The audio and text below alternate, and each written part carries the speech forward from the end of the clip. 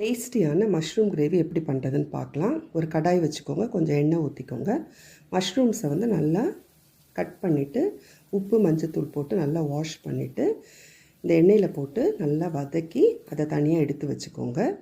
ஒரு mixie jar எடுத்துக்கோங்க.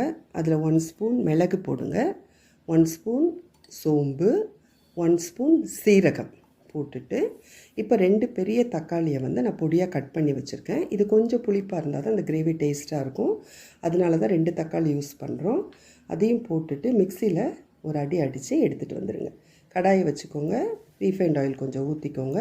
Refined oil நல்லா சூடான உடனே ஸ்பைசஸ் போட்டுக்கோங்க. பட்டை, கிராம்பு, ஏலக்காய், பிரியாணி இலை, 2 பெரிய வெங்காயம் பொடியாக கட் பண்ணி வச்சுருக்கேன், அதையும் உள்ளே போட்டுடுறேன். அதை நல்லா வதக்குறேன். அதை வதங்கின உடனே 1 ஸ்பூன் இஞ்சி பூண்டு பேஸ்ட் போட்டுடலாம். போட்டுட்டு நல்லா வதக்கிட்டு அரைச்சி வச்ச மசாலாவை அது உள்ளே ஊற்றிடலாம். ஊற்றிட்டு அதையும் கொஞ்சம் நேரம் நல்லா வதக்கிட்டு கொஞ்சம் மஞ்சள் தூள், ஒரு 1 ஸ்பூன் மிளகாய்த்தூள், ஒரு 2 ஸ்பூன்ஸ் தனியாத்தூள் அதை உள்ளே போட்டுட்டு நல்லா வதக்கலாம்.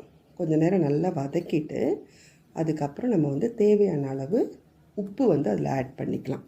பாருங்கள், இப்போ வதங்கிடுச்சு. அதனால் உப்பு போட்டுடுறேன். உப்பு போட்ட உடனே நம்ம மஷ்ரூம்ஸையும் உள்ளே போட்டுடலாம். மஷ்ரூம்ஸையும் உள்ளே போட்டு நல்லா வதக்கலாம். வதங்கின உடனே நம்ம வந்து தண்ணி ஊற்றி அதை கொஞ்சம் நேரம் வேக வைக்க போகிறோம். பாருங்கள், நல்லா வதங்கிடுச்சு. இப்போ இது வேகிறதுக்கு தேவையான தண்ணி மட்டும் கொஞ்சம் ஊற்றிக்கலாம். தண்ணி ஊற்றிட்டு அதை நல்லா கிளறி விட்டுட்டு ஒரு தட்டு போட்டு மூடி வச்சிடலாம். நல்லா வேகட்டும். பாருங்கள், நல்லா வெந்து வருது. இப்போ கொஞ்சம் கொத்தமல்லி இலை பொடியாக கட் பண்ணதை எடுத்து உள்ளே போட்டுக்கலாம். அவ்வளவுதான், சுவையான டேஸ்டியான மஷ்ரூம் சைட் டிஷ் ரெடி.